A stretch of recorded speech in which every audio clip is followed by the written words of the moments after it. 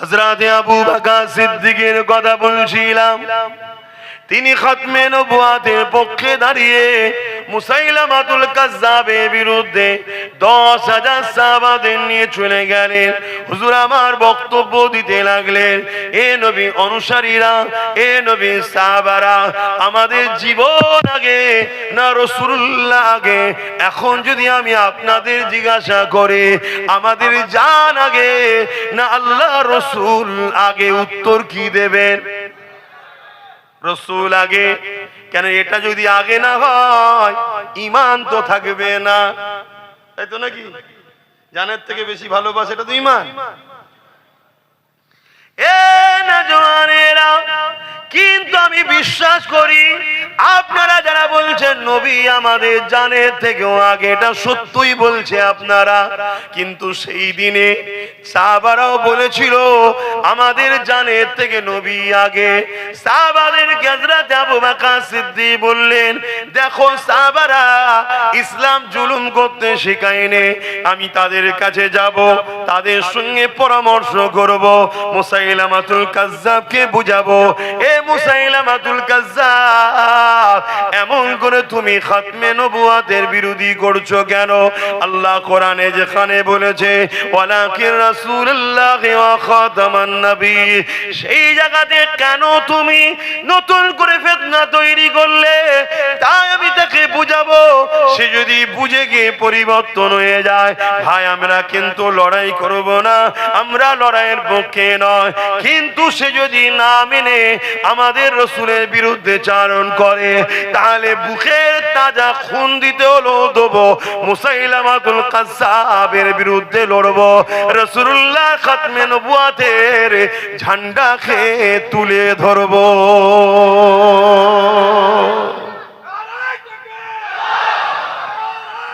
আল্লাহ, আজকেও যদি এমন দিন আসে আমরা 100 বার বুঝাবো, লড়াই নয়, যে অন্যায় হচ্ছে, জুলুম হচ্ছে, বন্ধ করো, জুলুম বন্ধ করো, 100 বার বুঝাবো।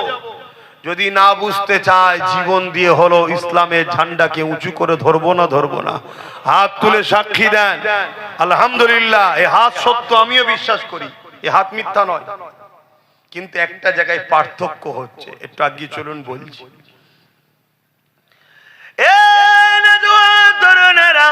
হযরত আবু বকর সিদ্দিক 10,000 সাহাবাদের নিয়ে যাচ্ছে। কেন 10,000 সাহাবাদের নিয়ে গেলেন? কেন? মুসাইলামাতুল কাজ্জাব ইসলাম বিদ্বেষ রাষ্ট্রগুণের সহযোগিতায় 90,000 সৈন্য নিয়ে বসে রয়েছে। ইসলামের বিদ্বেষী রাষ্ট্রগুণ এমন করে মুসাইলামাতুল কাজ্জাবকে 90,000 সৈন্য দিয়েছে, অস্ত্র দিয়েছে, এবং তার দ্বারা ইসলামের বিরোধী করাচ্ছে। এ যুবকেরা, যেমন বিগত দিন কোন এক চরিত্রহীন নারী মহিলা আমার দেশে এসে ইসলামের বিরুদ্ধে বলছিল, হুকুমত তাদেরকে প্রোটেকশন দিচ্ছে, হুকুমত তাদেরকে সহযোগিতা করছে, এ থেকে বুঝে নিতে হবে হুকুমত আমার নবীর বিরুদ্ধে। এই জন্য ইসলামের বিরুদ্ধে যে বলে হুকুমত তাকে বডিগার্ড দেয়, আর ইসলামের পক্ষে যে বলে কারো বিরোধী না করো, শুধু যদি নিজের ধর্মের পক্ষে দাঁড়িয়ে কথা বলে তাকে হুকুমত বন্দি করে, জুলুম করে। এ থেকে বুঝে নেওয়া দরকার এ হুকুমত আমাদের নয়। যেমন কিছুদিন আগে এই বাংলার জমিনে যখন ওয়াকাফ আন্দোলন করতে যারা নেমেছিল, হুকুমত তাদেরকে কেস দিয়েছিল, জেল দিয়েছিল। তাদের মধ্যে থেকে একজন সিদ্দিক আকবরের খুন, নবী বংশের আওলাদ পীরজাদা নওশাদ সিদ্দিকীকেও জেল দিয়েছিল। বুঝে লিয়া সেদিনই দরকার ছিল এ হুকুমত আমার রাসূলের দ্বীনের পক্ষে নয়। এ দেখাচ্ছে হাতির দাঁত আলাদা, চিবাবার দাঁত আলাদা। এ সুযোগে রয়েছে ঠিক সময় আমাদের ডুবিয়ে দিয়ে। আজকে ডুবিয়ে দিল না, দিল না। এখন আবার চিটিংবাজি করতে বেরিয়েছে, আবার নতুন করে বুঝাচ্ছে চিটিংবাজি। শুনছেন তো নাকি? কিন্তু জীবনে কখনো ওই লোকগুলোকে মাফ করতে না যে লোক দুমুখ হয়। যে লোক দুমুখ হয় তাকে মাফ করতে নাই। এক, যে লোক বিশ্বাসঘাতক হয় তাকে কোনোদিন মাফ করতে নাই। ইসলামও বলেছে বিশ্বাসঘাতকের মাফ নাই। এবারে আপনারা যদি মাফ করেন, আপনাদের কবর আপনারা নিজেরাই খুঁড়বেন। আবার কি, আমি আবার বলছি, দুদিক দিয়ে আমরা মার খাবো। এক আল্লাহর ঘরের জন্য মার খেতে হবে আমাদেরকে, তার ঘর সে বাঁচাবে, আমাদের পরীক্ষা নিচ্ছে। মনে আছে একবার ফিল্ম বাড়িয়েছিল আমেরিকা, ইনোসেন্স অফ মুসলিম, মনে পড়ছে কি? এটা ছিল আল্লাহর পরীক্ষা আমাদের জন্য। যারা ফিল্ম বার করেছে আল্লাহ তাদেরকে মিটিয়ে দিয়েছে না দেয়নি? সিনেমা হলটা ধ্বংস করেছে না করেনি? সেই কজনের ফাঁসি হয়েছে না হয়নি? তা ফিল্মটা বার করার আগেই হলে তো হলো, ব্রেনটা আল্লাহ যদি খারাপ করে দিত মিটিত না?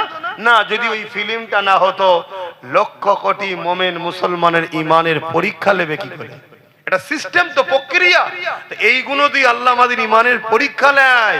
আজকে আমাদের ইমানের পরীক্ষা শুরু হয়েছে যে বান্দা তোর জমির জন্য তো ঝগড়া করিস, তোর জায়গার জন্য ঝগড়া করিস, চাকরি বাকরির জন্য ঝগড়া করিস, এবার আমার মসজিদ মাদ্রাসার দুশ্মনী করছে, তোরা কি করিস দেখবো। কথা মাথায় ঢুকছে?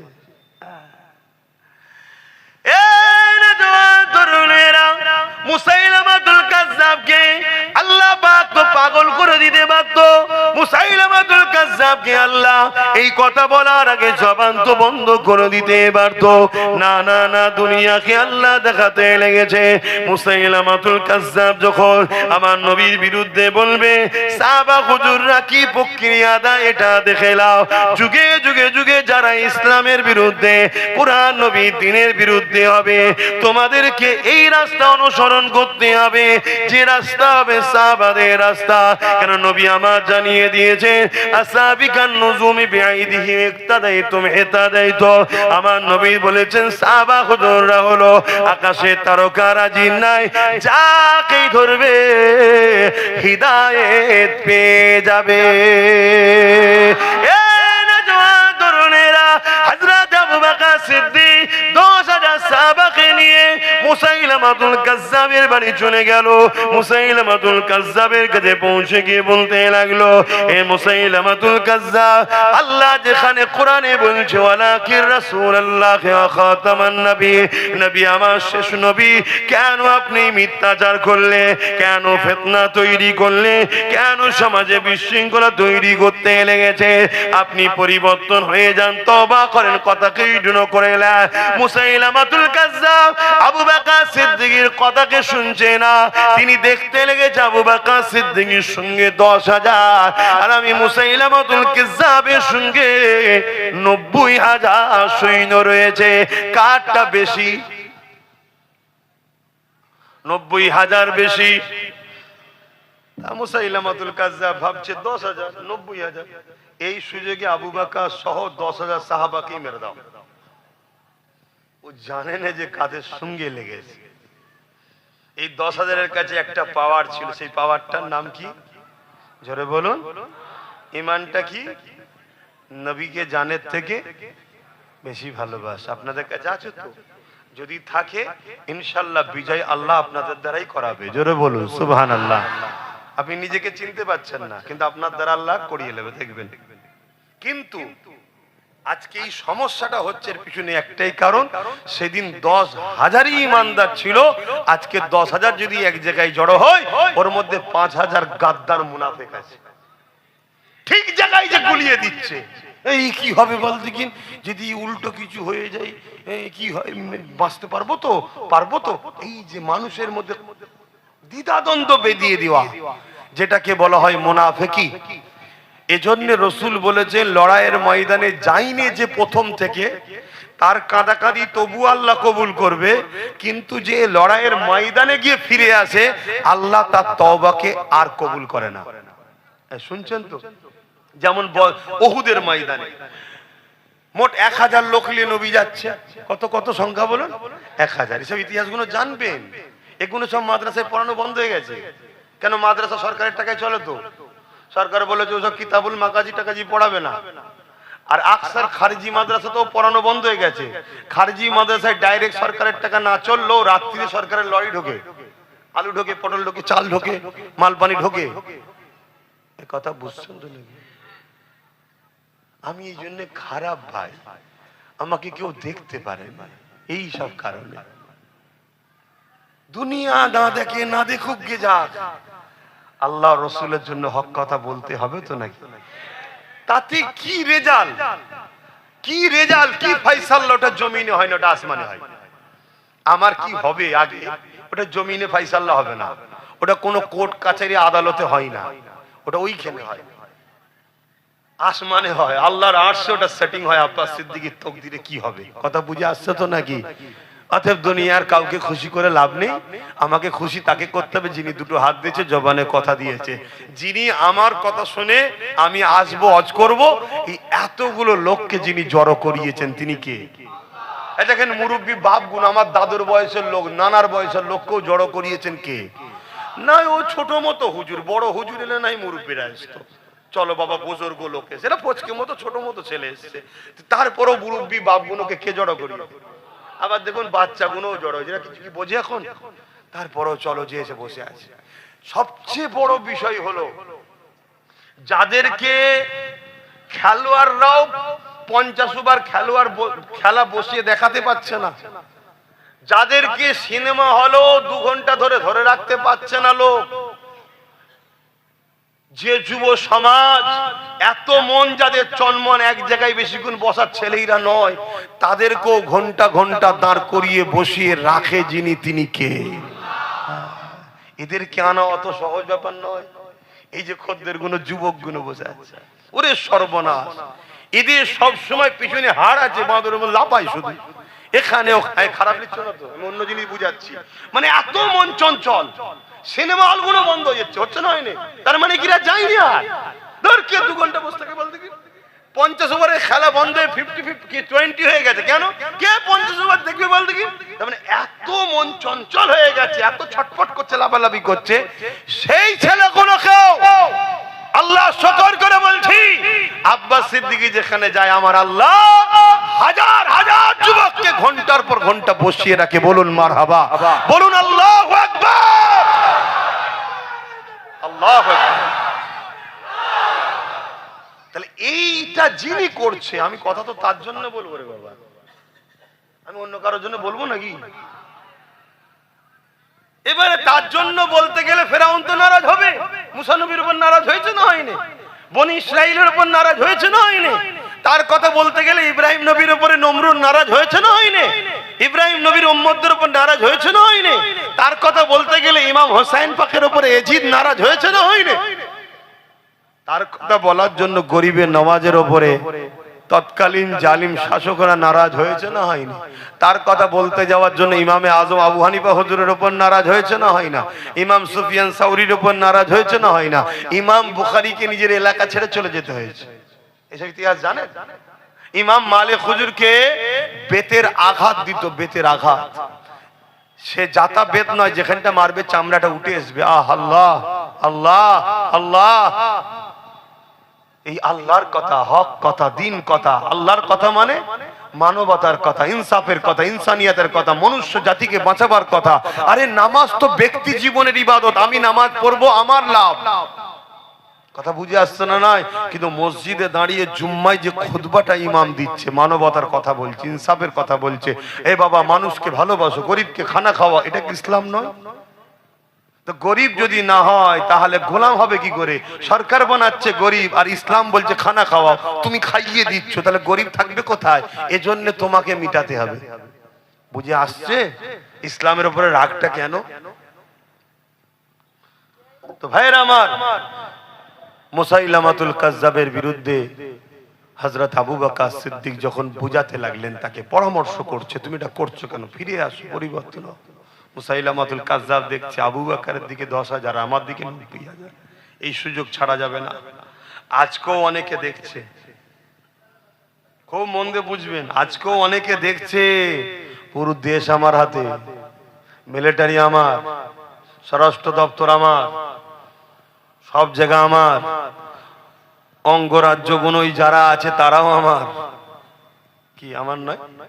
ইনি উনার নয়? তো এই সুযোগ মুসলমানকে শেষ করে দে। ওদের না কোনো ক্ষমতা আছে না কিছু আছে, এই সুযোগে ঝেড়ে দে। এই শুনছেন? কিন্তু জানেন আল্লাহ প্রথম চিটেগুলোকে পরিষ্কার করে দেবে, এটা ঠিক কথা, অস্বীকার করা যাবে না। কিন্তু তারপরে যে কটা ইমানদার সলিড থাকবে ওই কটার নেতৃত্বে এদের যে কি দশা আল্লাহ করবে সব ইতিহাসে আমার নবী বলে গেছে। শুনছেন তো? কোনো টেনশনের নেই তো, কোনো টেনশন নেই। আমি একটা জিনিস বুঝি, এ জানটা দিয়েছে কে, এটা আমি আল্লাহকে দেবো না। যদি কেউ বলে রাখতে পারবেন, জোরে বলুন, কারা আল্লাহর খুশির জন্য দিতে পারবেন? হাত তুলুন। মারহাবা, নারে তাকবীর, নারে তাকবীর। এটাই তো আল্লাহ দেখতে চাইছে, যে জান দিলাম আমি। তুই যদি বলিস দেবো না, ওই আমেরিকার প্রেসিডেন্ট যে ছিল তারও জান কেড়ে নিয়েছে। কি কাউকে বাদ দিইনি। ফেরাউন, নমরুদ, পৃথিবীর রাজা ছিল, বাদ দিছে নাকি? তাহলে জান তো আমি লবো, কিন্তু কেউ যদি খুশিতে আমার রাস্তায় দেয় তারটাও আমি লবো, কিন্তু তাকে নিয়ে গিয়ে আমি জান্নাতে রাখবো। জোরে বলুন সুবহানাল্লাহ। এবারে আপনার ব্যাপার, এটা আমার ডিউটি ছিল, বলে দিচ্ছে আপনাকে। আপনি কি করবেন এটা আপনার ব্যক্তিগত ব্যাপার। নামাজের জন্য যেতে হবে না, আপনাদের ডিউটি আছে, যান। এখানে ওয়াজ করলে মসজিদ অসুবিধা হবে না তো? ঠিক আছে, হ্যাঁ হ্যাঁ ঠিক আছে। তো ভাইরা আমার, কেন আমার একটু দেরি হয়ে গেছে আসতে, কি করব, গাড়ি ঘোড়ার ব্যাপার, গাড়ি ঘোড়া। হযরতে আমার হযরতে আবু বকর সিদ্দিক যখন এই কথা বললেন, মুসাইলামাতুল কাজ্জাব কথা না শুনে ইশারা করলো যে এই সুযোগে 10,000 কে মেরে দাও। আল্লাহ নবীর সাহাবী হযরতে আবু বকর সিদ্দিক সঙ্গে সঙ্গে যখনই আচমকা মুসাইলামাতুল কাজ্জাবের বাহিনী হামলা করে দিল, আবু বকর সিদ্দিক আওয়াজ দিয়ে বললেন, নবী সাহাবারা, এ আমার ভাইরা, জান বাঁচানো ফরজ, ডিফেন্সে নেমে যা। এই নওজোয়ান তরুণেরা 10,000 সাহাবা 90,000-এর মোকাবেলায় ডিফেন্সে নেমে গেছে, কিন্তু 10,000-এর কাছে এমন একটা পাওয়ার রয়েছে, ওই পাওয়ারের কাছে 90,000 বেশি গুণ টিকে থাকতে পারলো না। কিছুক্ষণের মধ্যেই 10,000-এর মোকাবিলার সামনে 90,000 মুসাইলামাতুল কাজ্জাব বাহিনীকে আল্লাহ জাহান্নামী করে দিলেন। আমার নবী সাহাবা ভাইদের মধ্যে থেকে কয়েকজন নিজের বুকে তাজা খুন দিয়ে দিল, কিন্তু রাসূলুল্লাহর খাতমে নবুয়তের ইজ্জত আবরুর হিফাজতের জন্য জীবন দিয়ে দিল। এই নওজোয়ান তরুণেরা যারা আল্লাহ ও রাসূলের জন্য জীবন দেয়, তাদের মরতে দেরি হয়, জান বেরোবার আগে আল্লাহ পাক তাদেরকে জান্নাতটা দেখাতে লাগে। ওরে আমার বান্দারে, এটা তোর ঠিকানা। ওই জায়গার দিকে তাকাতে তাকাতে থাকে, এদিকে জানটা বেরিয়ে যায়। রাসূলুল্লাহ বললেন, পিঁপড়ে কামড়ালে জানা কষ্ট হয়, আল্লাহ রাস্তায় যারা জীবন দেয় এদের জান কবজের কষ্টটা পিপিলিকা কামড়ানো থেকে আরো কম কষ্ট হয়। আল্লাহু আকবার, ইয়া রাসূলুল্লাহ, আল্লাহু আকবার। আমার ইসলাম জুলুম করা শিখায়নি। আমরা কোন হিন্দুদের বিরুদ্ধে নয়, কোন আদিবাসী সাঁওতাল বাগদি কারো বিরুদ্ধে নয়। আমরা মুসলমান হোক আর অমুসলমান হোক, যারা আমার দ্বীনের বিরুদ্ধে, তাদের বিরুদ্ধে আমরা যুদ্ধও রাজি আছি, ঠিক না বেঠে?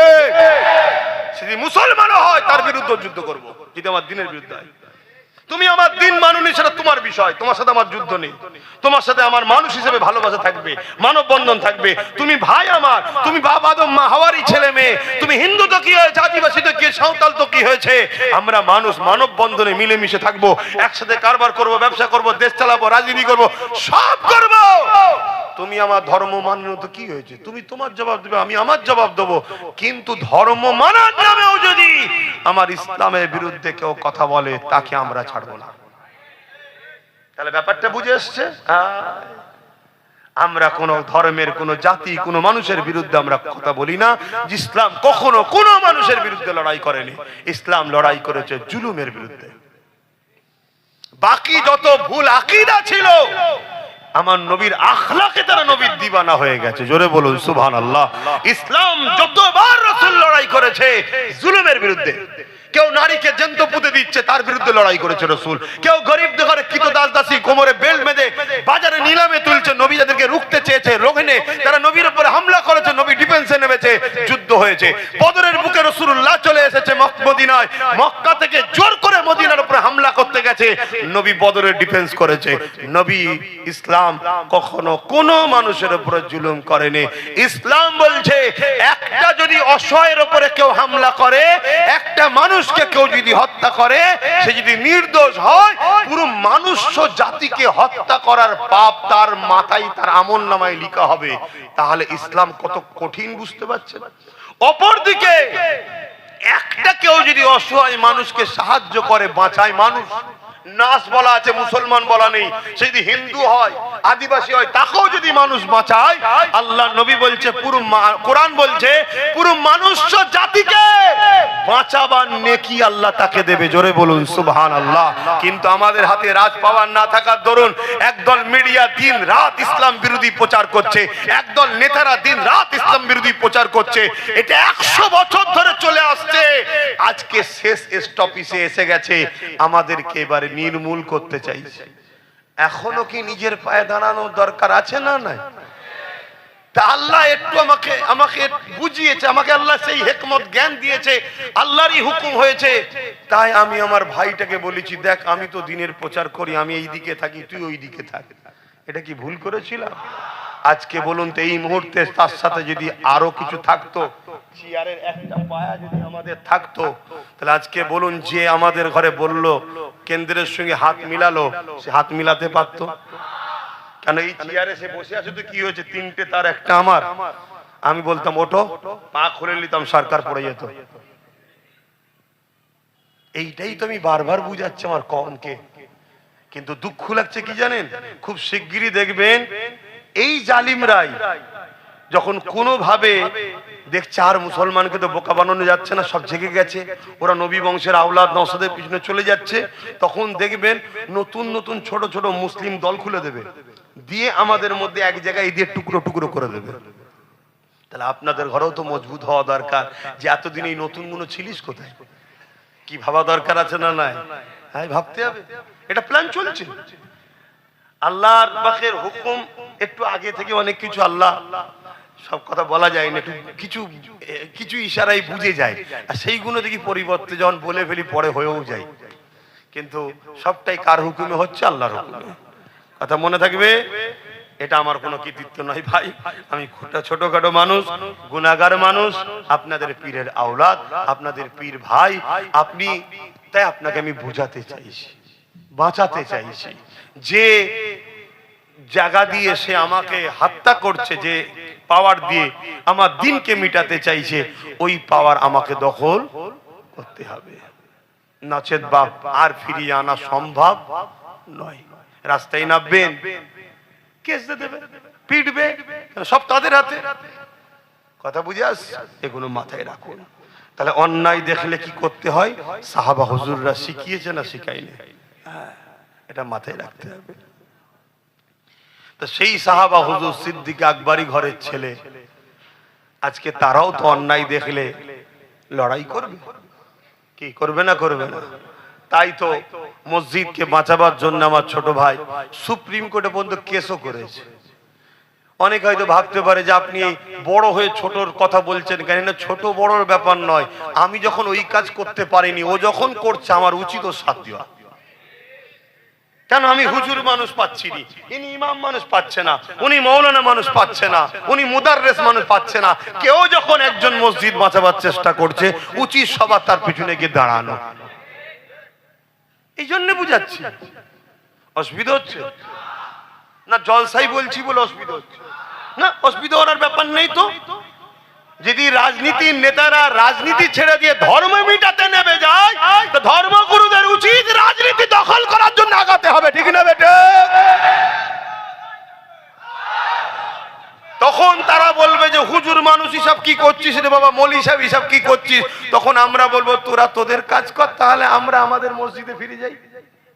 কি প্রত্যেকটা মসজিদে উচিত এই অকাবলি আলোচনা করা দরকার, প্রত্যেকটা জলসায় অকাবলি আলোচনা করা দরকার, প্রত্যেকটা জায়গাতে আজকে আলোচনা করা দরকার যে এরা রাজনীতির নামে মানুষের রুজি রুটি শিক্ষা কর্মসংস্থান দেশ কি করে নিরাপদে থাকবে, কি করে বারবার সন্ত্রাসরা এসে দেশে হামলা করছে, কেন দিল্লিতে এসে সন্ত্রাস হামলা করবে, তুমি কি ঘাস কাটছিলে নাকি, এর জবাব কে দেবে? এ বিষয়ে তোমার খেয়াল নেই কেন? আজকে আমার দেশ বন্যায় ডুবে যাচ্ছে, অবৈধ জায়গাতে কোটি কোটি টাকার বিল্ডিং নির্মাণ হয়ে যাচ্ছে, সেগুলোকে ভাঙার বেলায় তোমাদের চিন্তা নয়, আমাদের কাঠের পয়সায় তৈরি করা আমাদের জায়গার মসজিদ ভাঙতে চাইছো। এ থেকে বোঝা যায় তোমরা ক্ষমতার জোরে ইসলামকে মিটাতে চাইছো। তাহলে আমাদেরকে ক্ষমতা তৈরি করে তোমাদের ডিফেন্স করতে হবে, ঠিক না বেঠে? হাত তুলে বলুন ঠিক না বেঠে? এটা আমি অন্যায় করছি? এখনো জাগো কম নাই, যে ক্ষমতাটা আল্লাহ এখনো রেখেছে হাতে ভোট দিয়া, ওটাও আল্লাহ এদের হাত দিয়ে কেড়ে নেবে। তুই তো কাজের নয়, তোর ব্রেন থাকা অবস্থা ব্রেন না খাটাছো, ব্রেন রেখে কি লাভ? ঠিক তো নাকি? এখনো সময় আছে, যদি না সময় মতো কাজ করো। সেই একটা জায়গায় প্রায় জায়গায় বলেছিলাম, ওই একটা ব্যাংক, ওই একদল লোক পিকনিক করতে গেছে আর একটা ব্যাংক লাভ মেরে গিয়ে আর হাঁড়িতে পড়েছে, আর সবে চুলো ধরিয়েছে, তো ঠান্ডা পানি, কলের পানি, ফ্রেশ পানি, খুব ঘুরছে, বেশ ভালো লাগছে, তো আনন্দ করছে। কিছুক্ষণ পরে হাঁড়ি গরম হয়েছে, পানিটা গরম হচ্ছে, বলছে রে কি ব্যাপার, বলছি গরম গরম লাগছে কেন? তারপরেও দেখছে গায়ে তো মেনিয়ে নিচ্ছে, এখনো ঘুরছে। লাস্টে যখন খুব গরম আস্তে আস্তে বাড়ছে, তখন বুঝেছে পানি আমার নয়, কিন্তু চাইছে লাফিয়ে বেরোবার, আর লাফাতে পারছে না। কেন? ওই গরমে আস্তে আস্তে আস্তে শরীরে এনার্জিটাকে কেড়ে নিয়েছে। কাল তুমি চাইবে হয়তো লাভ মেরে বেরোবার, যদি এখনই তুমি লাভ না মারো আর বেরোতে, তোমার এনার্জি শেষ হয়ে যাবে। সময় থাকতে থাকতে কাজ করতে হয়। আমরা ছোটবেলায় শুনেছিলাম ওই কি বলে খাদ্য সংগ্রহ করতো, পিপিলিকার একটা কি যেন বলে ফড়িং, হ্যাঁ, খাদ্য সংগ্রহ করতো শীত আসার আগে, কেন সব গাছপালা সবই হয়ে যাবে, আরে বরফ পড়ে যাবে। ও ফড়িং কোনো গুরুত্ব দেয় না, ঘুরে ঘুরে ঘুরে ঘুরে ঘুরে বেড়াচ্ছিল, কিন্তু লাস্টে দেখা যাচ্ছে ফড়িং এক জায়গায় চিৎ পাতে পড়ে আছে। তা সবকিছু টাইম আছে, ঠিক না? ঠিক গো, টাইমটা বোঝো। একবার যদি কেউ তোমার সঙ্গে ধোকা দেয়, বিশ্বাসঘাতক করে, তাকে আর মাফ করতে নাই। আল্লাহর নবী বলেছে পাহাড় সরে গেছে বিশ্বাস করো, মানুষ পরিবর্তন হয়েছে সহজে বিশ্বাস করো না। একটু দেখো, কথা বুঝে আসছে? একটু বুঝে বুঝে কাজ করো, বোঝার যদি হয় বোঝো। আসেন বাপেরা, যে কথা বলছিলাম, ইসলামের যুগে যুগে হামলা হয়েছে ইসলামের ওপরে, যুগে যুগে আমার রাসূলুল্লাহ শানে গুস্তাখি হয়েছে, যুগে যুগে আল্লাহ বিদ্বেষী কথা হয়েছে, যুগে যুগে মাদ্রাসা মসজিদ গুলোকে ভাঙা হয়েছে। তাদের মধ্যে থেকে একটা হলো চেঙ্গিস খান, যে বাগদাদের উপরে হামলা করে দিয়েছিল, বাগদাদের মাদ্রাসা গুলোকে পুড়িয়ে দিয়েছিল, বাগদাদের লাইব্রেরি গুলোতে পুড়িয়ে দিয়ে হাজার লাখো কিতাবকে জ্বালিয়ে দিয়েছিল, বাগদাদের মুসলমানদেরকে কতল করেছিল, এত মার মেরেছিল। মুসলমানদের রক্তেতে দাজলা বলে একটা নদী আছে, ওই নদীর পানিটা লাল হয়ে গিয়েছিল। 1 লক্ষর উপরে উলামাদেরকে মেরেছিল। এ আমার ইমাম ভাইরা, এ আমার উলামা ভাইরা, মনে করছেন আমাকে তো বেশ মাইনে দিচ্ছে, আমাকে তো বেশ ভালোই সাথে রেখেছে। না না না, আপনাকে দিয়ে বাকি গুণকে প্রথম মিটানো হবে, তারপরে আপনাকে মিটিয়ে দিয়ে হাতটা পরিষ্কার করে নেবে। কারণ ইতিহাসের পাতায় আমরা অনেক শিখেছি গো, যারাই আইএস তৈরি করেছিল, এমন করে রোমকে টুকরো, এমন করে তুরুকে রাশিয়াকে টুকরো করবে বলে কাজ মিটে যাবার পর তারাই হাতটা ছেড়ে নিয়েছিল। তারা তখন নিজেদের ঘরে আবার খাতারনাক আরো তৈরি করে ফেলেছিল। হে যুবকেরা, তরুণেরা, তাই বুঝিয়ে দিয়ে যাচ্ছি, পরিবর্তন হবেন কি না হবেন আপনার বিষয়। আমাকে আল্লাহ ডিউটি দিয়েছে, ডিউটিটা পালন করে যাচ্ছে, এখনো সময় রয়েছে। উলামা ভাইদেরকে বিশেষ করে বলে যাচ্ছি, সর্বপ্রথম জালিমদের টার্গেটের স্থান হলো আলেমদেরকে শেষ করে দেওয়া। কারণ এ জাতি কারো বাপের কথাই চলে না, কারো দাদার কথাই চলে না, এ জাতি যুগে যুগেই চলে আল উলামা ওয়ারাসাতুল আম্বিয়া, নবীর ওয়ারিস আলেমদের কথাতে জাতি চলে। তাই উলামাদেরকে কতল করে দাও প্রথমে, তার মানে এদের নেতৃত্ব দিবার আর কেউ থাকবে না, তখন এই জাতি দিশেহারা হয়ে যাবে। দিশেহারা যখন হয়ে যাবে, দুজন বলবে ডান দিকে চলো, চারজন বলবে বাঁ দিকে চলো, সামনে বলবে পাঁচজন চলো, পিছনে বলবে পাঁচজন চলো, নিজেদের মধ্যে টুকরো টুকরো টুকরো টুকরো হয়ে যাবে, লাস্টে নিজেদের মধ্যে মতনৈক্য হয়ে মারপিট হয়ে যাবে। আর এই যদি সবার মাঝখানে একটা উলামা থাকে, বাবারা এই দিকে চলো, সবাই তার সাথ দেবে না, দেবে না। এজন্য প্রথম উলামাদেরকে মারবে। আমাদের ইমাম মুলিশা আলেমগুলো হুজুর সাহেবগুলো ভাবছে আমাদের অসুবিধে নেই, গাড়ি পেয়েছি, আলো পেয়েছি, নিউ টাউনে ঘর পেয়েছি, হুতা বাড়ি পেয়েছি, এখানে জায়গা পেয়েছি, আমরা কোনো টেনশনে নেই। কি গো আমার অসুবিধা হচ্ছে নাকি? কি দিন এসে গেল।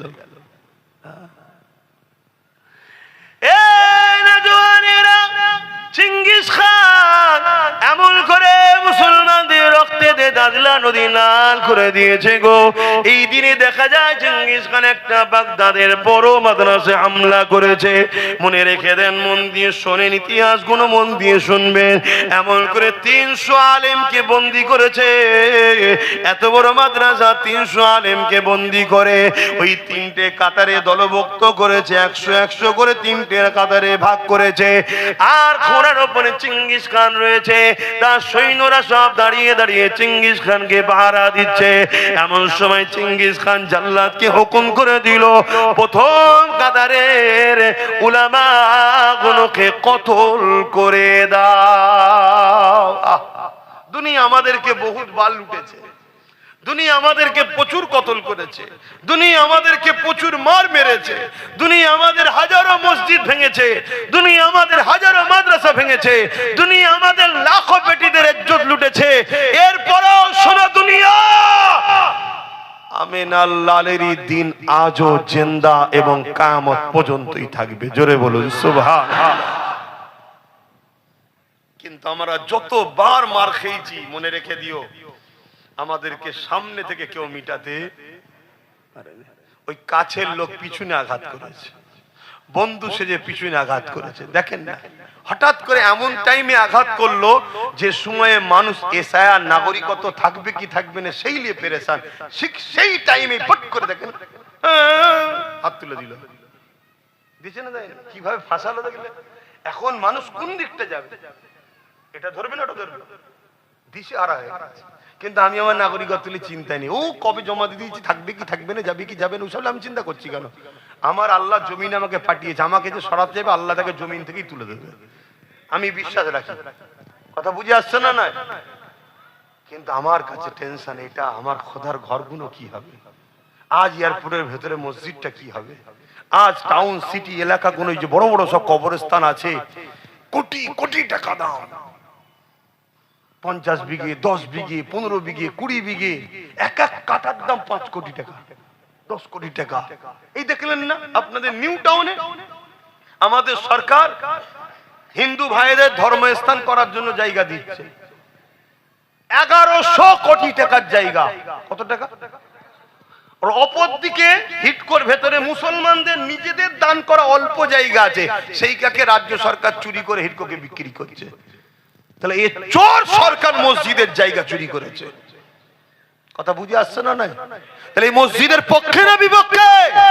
আর এই কথা যখন নওশাদ বলছে, এরই দলের আর একজন নামদারি মুশরিক মুসলমান আছে যে নিজেকে হাজী বলে, হারামখোর, জাহান্নামের কুত্তা, তো জন্মের গন্ডগোল আছে। দেখ, সে আজকে নওশাদের বিরুদ্ধে বলছো নাকি বিজেপির কতদিন চামচাগিরি করবে, এই বলেছে না? বলে না? ও জাহান্নামের কুত্তা, শয়তান। ও কিছুদিন আগে বলেছিল ইসলামে নাকি অশান্তি আছে, বলেছে না? বলেনি? ও আবার বলছে আমি মুসলমান। মুশরিক, একটা মুশরিক যে শিরক করে তাকে মুশরিক বলা হয়।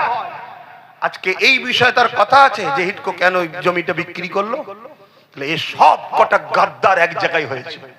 এ কথা বুঝছেন না বোঝেন না? আর সেই জায়গায় আপনাদের পাড়ায় পাড়ায় প্রত্যেকটা গ্রামে গ্রামে কিছু কিছু কিছু কিছু মুসলিম এরকম গাদ্দার মুনাফিক রেখে দিয়েছে। তাদের ঘরে পয়সা দিয়ে অর্থ দিয়ে জজ উকিল ডিএম পুলিশ ব্যারিস্টার করেনি, মুসলিম এলাকায় গুন্ডা তৈরি করেছে। আর ওই গুন্ডাগুলো নিরীহ মুসলমান যখনই নিজের কওমের কথা নিজের অধিকারের কথা বাঁচার কথা বলবে, ওরা তখন এসে তোমার উপরে হামলা করবে, তোমার কাজ বন্ধ করবে, জুলুম করবে। এই বাঁচতে যদি চাও, নিজের এলাকার মুনাফিক সুরাতে কাঁটা যে আছে সেগুলোকে আগে পরিষ্কার করতে হবে। হয় সুধরে যা, আর নাই পরিষ্কার করতে হবে। কথা বুঝে আসছে না? না, হ্যাঁ, আমি ওপেন বলে যাচ্ছি, কোনো অসুবিধা নেই। আমার তকদিরে খোদা যেটা লিখে রেখেছে সেটা হবে। আমি কারো ভয় করি না, কারো কেউ বেঁচে নেই, কারো ধার ধরি না। আজকে কোথায় যাচ্ছে নওশাদ বিজেপির চামচা? যে কটা নওশাদকে বিজেপির চামচা বলবে, ওই কটা জন্মের গন্ডগোল আছে, খেয়াল করে দেখবেন। হয় মসজিদের জায়গা ঝেড়ে খায় না, অকাপের জায়গা ঝেড়ে খায় নাই, নিজের কোনো অবৈধ এ করে বসে আছে, এরকম কোনো না কোনো ফিতনার মধ্যে রয়েছে। কথা বুঝে আসছে না? না, কত বড় শয়তানিরা আজকে মুসলমান দাবি করে। এরা আবার এই দেখেন আমাদেরকে এই মুখা বানাচ্ছে, এই দেখো মুসলমান তো, এই দেখো মুসলমান তো, এই দেখো মুসলমান তো। ভালো শিক্ষিত ভদ্র এডুকেটেড পার্সন, ভালো মুসলমান, সমাজের পক্ষে মানবতার পক্ষে মুসলমান, সেই মুসলমানকে কখনো তুলবে না। তুলবে সব 2 নম্বর দুগলা মার্কা গুন্ডাগুলোকে তুলবে। শুনছেন তো নাকি? এদেরকে চিনতে হবে। তা আমি আমার বাপকে, ভাইকে, মাকে, বোনকে চিনাবো না? চিনাবো না? জোরে বলে। অসুবিধা হচ্ছে আপনার? এটা আওয়াজ দিয়ে বলেন, অসুবিধা হচ্ছে? ভাইরা আমার, কি কথা বলছিলাম? চিঙ্গিস খান 300 আলেমকে কাতার দিয়েছে। 100 করে 300 আলেমকে কাতার দিয়েছে। দিয়ে একটার পর একটা আলেমকে, প্রথম কাতারে 100 আলেমকে কতল করার হুমকি দিল। ওহ, একটার পর একটা ধারালো অস্ত্র চালাচ্ছে। ভাবো ধর থেকে কল্লাটা আলাদা হচ্ছে, ফিচকিরিতে রক্ত বেরোচ্ছে। চিঙ্গিস খান মজা নিচ্ছে কিভাবে আমাদেরকে মেরেছে। ইতিহাসের পাতায় একটা দেখাতে পারবে না ইসলাম কখনো কাউকে জুলুম করেছে। কথা বুঝে আসছে? রাজাই লড়াই হয়, ওতে ইসলামের ব্যাপার নয় তো। এই রাজাই লড়াই হলে ইসলামের ব্যাপার? হ্যাঁ, যখন কোন মুসলমান ভালো কাজ করবে তখন সেটাকে প্রচার করবে না।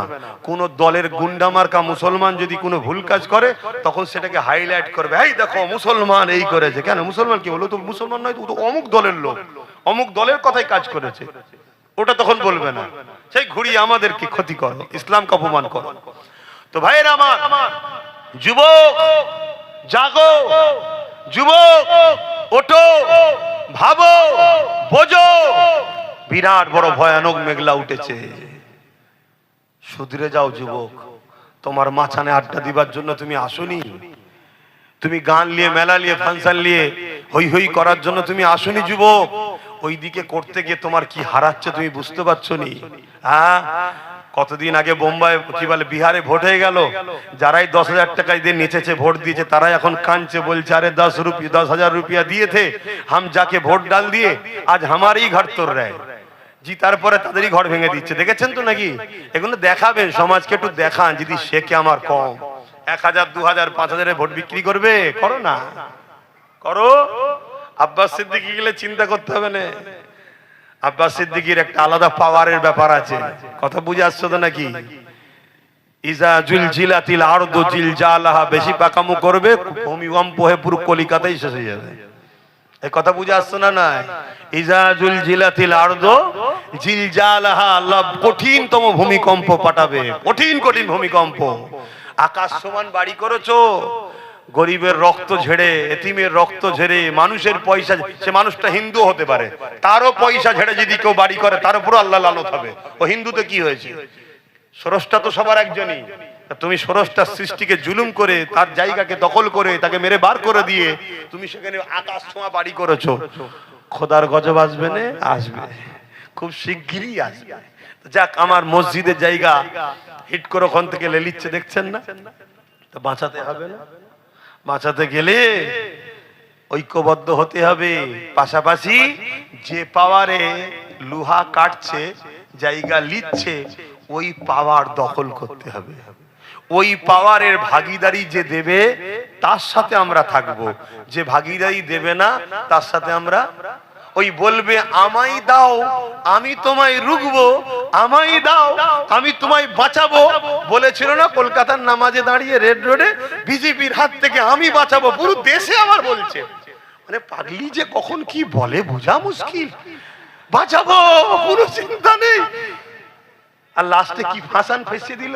হ্যাঁ হাসুনি, কোন গর্তেই পড়ে আছো বুঝতে পারছো নি, হাসি বেরোচ্ছে তোমাদের মুখ দিয়ে। হ্যাঁ ওই রকম বললে হবে না। বাঁচাতে যদি সত্যিই চাও আসো বন্ধুত্ব করি, একসাথে পার্টনারে লড়াই করব। তোমারও থাকবে অংশ, আমারও থাকবে অংশ। তুমি বেশি লাও না, আমাকে 10% দাও না। কথা বুঝে আসছে না? ওই চেয়ারের একটা পায়া, ওই চেয়ারের একটা পায়ে যে ভাইটা বসে আছে, বসুক না। 3টে পায়া ওনার থাক না, একটা আমাদের থাক। উনি যদি বসে বলে দিল্লি যা, বলবো ওঠ পাটা খুল, পড়বে না পড়বে না? হ্যাঁ, তো এই পাওয়ারটার দরকার আছে না? না, এইটাই আমি বুঝাচ্ছি। আসেন বাপ জানেরা, মায়েরা, বোনেরা, এ নবী পাকের প্রেমিকেরা, চেঙ্গিস খান একটার পর একটা আলেমকে হত্যা করার জন্য হুকুম দিল। প্রথম কাতারে 100 আলেম দাঁড়িয়েছিল, দ্বিতীয় কাতারে 100, তৃতীয় কাতারে 100, মোট 300 আলেমের মধ্যে প্রথম কাতারে আলেমকে হত্যা করার ইজাজত দিয়ে দিল। যখনই জাল্লাদ হত্যা করতে লেগেছে, একটার একটা উলামা ধরতে কল্লাখানা আলাদা হতে লেগেছে। ওই প্রথম কাতারে একজন বয়স্ক উলামা ছিলেন, তিনি দ্বিতীয় কাতারে চলে গেলে। চেঙ্গিস খান দেখলো, কিছু বললো না। দ্বিতীয় কাতারে আগে থেকে 100 ছিল, ইনি যখন প্রথম কাতার থেকে দ্বিতীয় কাতারে এলো, 101 জন হয়ে গেল। প্রথম কাতারে 99 জন শহীদ হয়ে গেল। চেঙ্গিস খান দ্বিতীয় কাতারকে হত্যা করার হুকুম দিয়ে দিল। দ্বিতীয় কাতারে আবার যখন কতল হতে লেগেছে, ওই উলামা, বুজুর্গ উলামাটা, বয়স্ক উলামাটা দ্বিতীয় কাতারে চলে আসলো। দ্বিতীয় কাতারে 99 জন এমন করে শহীদ হয়ে গেল, হত্যা হয়ে গেল। 100 জন হত্যা হয়ে গেল। এমন করে 3 নম্বর কাতারে ওই উলামাটা গিয়ে চলে এলে। চেঙ্গিস খান গিয়েছে, ওই উলামার সামনে বলতে লেগেছে, এ মুরব্বি, এবারে তুমি কোথায় যাবে? প্রথম কাতার থেকে দ্বিতীয় কাতারে চলে এসেছো, দ্বিতীয় কাতার থেকে 3 নম্বর কাতারে চলে এসেছো, এবারে তুমি কোথায় যাবে? কে তোমাকে বাঁচাবে? এবারে তোমাকে মেরে দেওয়া হবে। আল্লাহ পাকের আলেম বান্দা, তিনি কোন রকম ভয় না করে আসমানের দিকে মুখটা তুলে বলছে, আল্লাহ রয়েছে। আরো জোরে বলুন সুবহান আল্লাহ। এ কথা বলতে পারবেন না আপনারা? হ্যাঁ, কিন্তু আপনারা এতদিন বলছিলেন বিজেপির হাত থেকে দিদি বাঁচাবে, এই জন্য তো খোদার মার হলো। আল্লাহ সূরা বাকারাতে বলেছে, আমাকে আমার হাবিবকে ছেড়ে যার উপরে বিশ্বাস করবে তার দ্বারা আমি আল্লাহ তোমাদের মিটাবো। আজকে হলো না? হলো না? আমাদের তো সেই দিন ভেবে লিয়া দরকার ছিল, যেদিন বলেছিল কোরআন শেষ হবে আমার উন্নতি শেষ হবে না, সেদিন বুঝে লিয়া দরকার ছিল শয়তান আমাদের নয়। কিন্তু সেই দিনের পরেও যখন তুমি আমি তার সাথ দিলাম, তখন তো বুঝে লিয়া দরকার যে আল্লাহ এর হাতে আমাদেরকে মিটাবে, মিটাচ্ছে। ওবিসিটা শেষ, ওবিসি বোঝো, একটাও মুসলমান আর চাকরি আর ভালো জায়গায় পড়াশোনা করতে পারবে না। মুসলমানের ছেলেরা আর যা একটা দুটো ডাক্তার, উকিল, জজ, ডিএম হচ্ছিল, আর একটাও হবে না। আর 12টা বেজে দিয়েছে, খবরই হয়তো রাখো না। আর যখন আমি কথা বলবো মনে রাখতে হওয়া স্বাভাবিক। একটু খোঁজ লাও, একটু খোঁজ লাও। আব্বাস যা বলছে একটু মিলাও, মিলিয়ে দেখো ভুল বলছি কি সত্য বলছি, একটু যাচাই বাছাও তো করো। যদি ডাইরেক্ট বিশ্বাস করতে নাও পারো, যাচাই বাছাই তো করো। যেই বললেন আল্লাহ আছে, চেঙ্গিস খান রেগে গেছে। আল্লাহর নাম শুনে চেঙ্গিস খান রেগে গেছে। রেগে গিয়ে জাল্লাদকে হুকুম করেছে, আগে এই বয়স্ক উলামাটাকে কতল কর। ব্যাস, চেঙ্গিস খানের মুখ দিয়ে যেই হুকুমটা বেরিয়েছে, আমার আল্লাহর খেল শুরু হয়েছে। বলুন আল্লাহু আকবার। প্রথমে এটা দিল থেকে বলে নিন আল্লাহু আকবার। তার মানে আল্লাহ তিনি যিনি সব থেকে মহান। আছে তো নাকি আল্লাহ? সেই ক্ষমতা আছে তো? হ্যাঁ, আল্লাহু সাইয়্যুন কাদির, তিনি তো একমাত্র শক্তিমান। আল্লাহুস সামাদ, তিনি কারো মুখাপেক্ষী নয়, কোন দুর্বল তেনাকে স্পর্শ করতে পারে না। সুবহানাল্লাহ, আল্লাহ সেই পবিত্র সত্তা যে সমস্ত বুরাই, দুর্বল, কমজোর থেকে যিনি পাক পবিত্র। জোরে বলুন সুবহানাল্লাহ। ব্যাস যেই এ কথা বলেছে চেঙ্গিস খান, আমার আল্লাহ পাকের খেল শুরু করে দিয়েছে। ইশারা হয়ে গেছে, আল্লাহর ইশারাতে গাছের পাতাও লড়ে, তাই তো নাকি? হ্যাঁ, ঘোড়া লাফানো শুরু করেছে। তো এমন লাফাচ্ছে, ঘোড়াকে আর থামাতে পারছে না চেঙ্গিস খান, লাগাম ধরে কোনোভাবে পারছে না। ওই দৃশ্য দেখতে সব ব্যস্ত। চেঙ্গিস খান কতল না করে দাঁড়িয়ে গেছে। এবারে ঘোড়া ছুট দিয়েছে, ঘোড়া পিছনে এবার তার যত সৈন্য সামন্ত ছিল, সর্দার রাজাকে চেঙ্গিস খানকে বাঁচাবে বলে তারাও ছুটছে, চাল্লা তো অস্ত্র ফেলে দিয়ে ছুটছে। লাস্টে ঘোড়া ছুটছে, লাফাচ্ছে, ইদিক উদিক করছে। একটা সময় ডিসব্যালেন্স হয়ে চেঙ্গিস খান ঘোড়ার পিঠ থেকে পড়েছে, কিন্তু একটা পা ঘোড়ার পা রাখার পাদানিতে জড়িয়েছে, আর একটা পা ঘুরে পড়েছে। এই অবস্থায় চেঙ্গিস খানের কখনো পাহাড়ে পাথরে আঘাত দেয়, গাছে আঘাত দেয়, চেঙ্গিস খানকে ঘোড়া এইভাবে দোদগে ছিন্ন বিচ্ছিন্ন করে। চেঙ্গিস খান যখন মরে জাহান্নামে ঢুকে গেছে, তারপরে ঘোড়া দাঁড়িয়েছে। বলুন আল্লাহু আকবার, বলুন আল্লাহু আকবার, বলুন আল্লাহু আকবার। জন্মিছি একদিন, মরবো একদিন। যেদিন আমার কপালে আছে সেদিন হব। ঘরে বিছানায় শুয়ে শুয়ে মরার থেকে আল্লাহর হয়ে মরিছি, এটা যদি প্রচার হয়, এটা যদি আল্লাহ কবুল করে, এর চেয়ে বড় সৌভাগ্যবান আর কি আছে? কিসের এত টেনশন, কিসের এত চিন্তা? গুলি দেখছো, বোম দেখছো, বন্দুক দেখছো, ও সব কিচ্ছু দেখে লাভ নেই। তোমার কাছে যদি ইমানের পাওয়ার থাকে, অর্থাৎ নবীর প্রেম ও আদব, তাহলে মনে রেখে দিও, পারমাণবিক বোমাও তোমার কিছু করতে পারবে না। তার প্রমাণ একটা দিয়ে যাচ্ছি, গল্প বলছি না। ওই বাগদাদের জমিনে আমেরিকা হাজার হাজার মিসাইল ফেলেছিল, একটাও ফাটেনি। কেন? বাগদাদের বুকে নবীর প্রকৃত গোলাম 850 বছর আগে চলে গেছে, তো কি হয়েছে? আজও বাগদাদি আছে। বড় পীর আব্দুল কাদের জিলানী আল বাগদাদি আল হাসানি আল হুসাইনি, জোরে বলুন সুবহানাল্লাহ, তিনি রয়েছে। কথা মাথায় ঢুকছে? আল্লাহ দেখুন কি পাওয়ার দিয়েছে। নবীকে ভালোবাসেন, নবীকে প্যার করেন।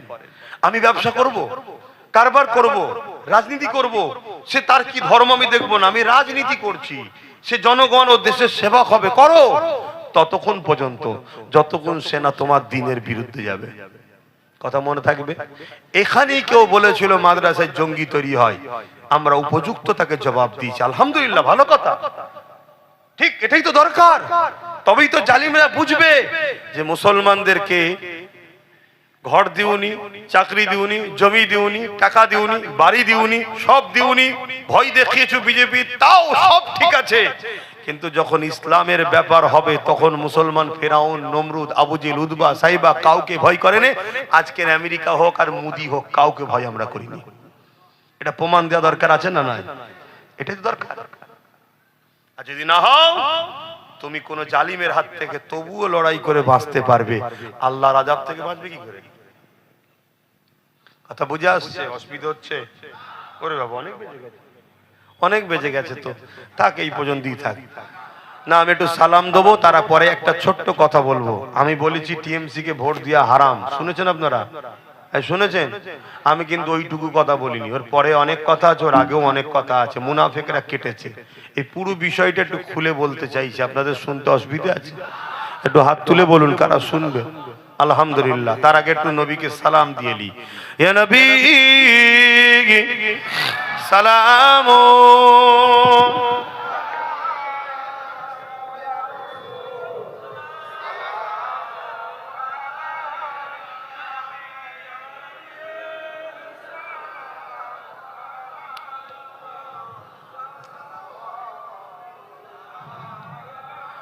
طلع البدر علينا من شنيات الوداع وجب الشكر